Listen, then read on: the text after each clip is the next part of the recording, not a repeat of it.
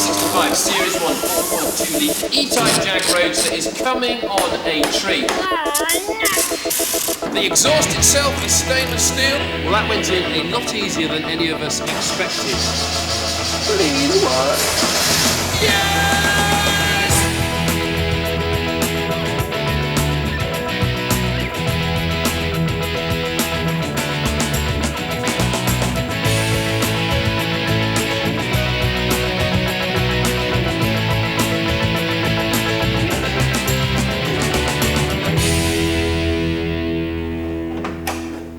Hello, my automotive artisan chums. Welcome to A Car Is Reborn. Just watch this.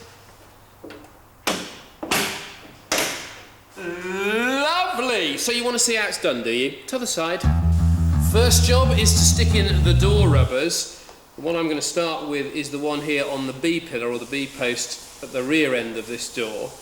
And if we just dry fit it in like this, you can see that when it sits in, when the door closes, it folds this flap over, or it should do if it's stuck in properly, and it creates a channel, which you can see a little hole at the top here, which means any rainwater then should run down that channel down to the bottom of the door. And then what you need is this stuff, which is called Gummiklebstoffer, which apparently means rubber gluey stuff in German. You need lots of it, especially when you're me. And what we do is we just slap on, and I use huge amounts of glue, so I'll be spending hours getting the excess off, I warn you now, down the channel. So there we go. It's very important to make sure that the rubber sticks really well to the back of this, the rear end of the slot here. So lots down there. Then the same thing with the rubber itself. So we're just going to put it down there. You have to wait until the glue goes sort of tacky dry before then sticking the two surfaces together, but in this heat it's going off pretty much straight away. There we go. Sorted. Now, this is the tricky bit, because as soon as it makes contact it will stick. So, starting at the top, that's in, and then just feed it in very slowly down the channel, like so, and making sure that it is really firmly pressed down against the back of this pillar, and then I can rub off any excess, which there is loads. Never mind. See, I keep glue companies in business with the amount I use when I'm sticking things together. There we go, sorted, lovely job. Right, now that one's on. Next job is to do exactly the same process with the A pillar or A post at the front, slightly more complex rubber, and then I can hang the door.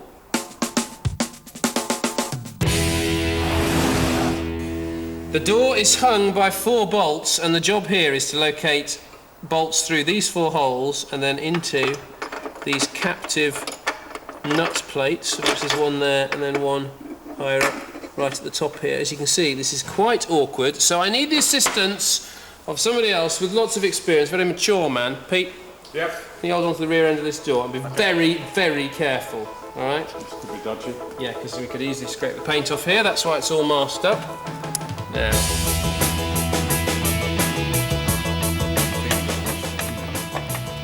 Are you alright about that, Peter? The front ones are tricky because you've got that length bolt to get in there, you put it in the hole and obviously it won't fit because of the bodywork, so we need to end up pulling this out a bit.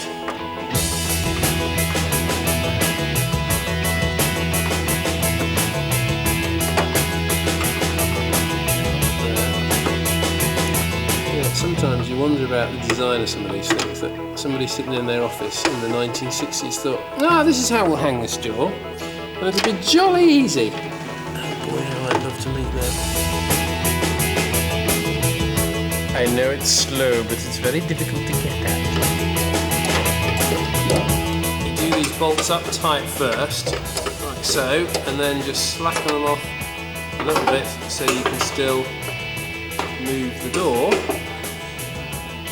Joggle it about a bit. Right, here goes. Watch the paint work very carefully.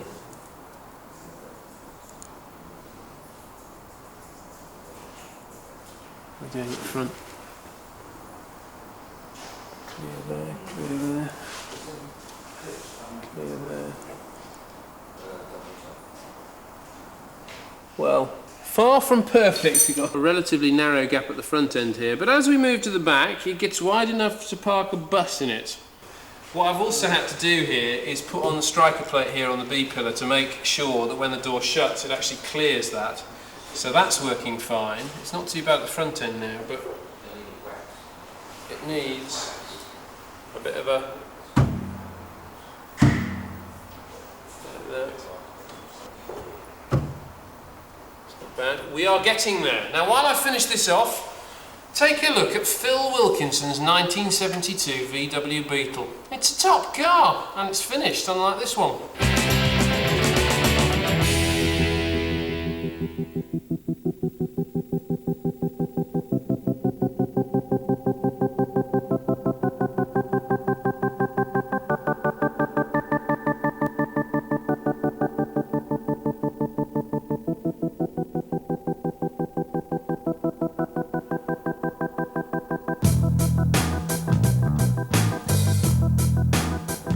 The restoration probably took me about 13 months in all, with the complete strip down to the body shell and rebuild back up with a new engine. New floor pans, new wheel arches, new front bonnets and a coat of paint. As far as I can research, it was the original colour when it was made.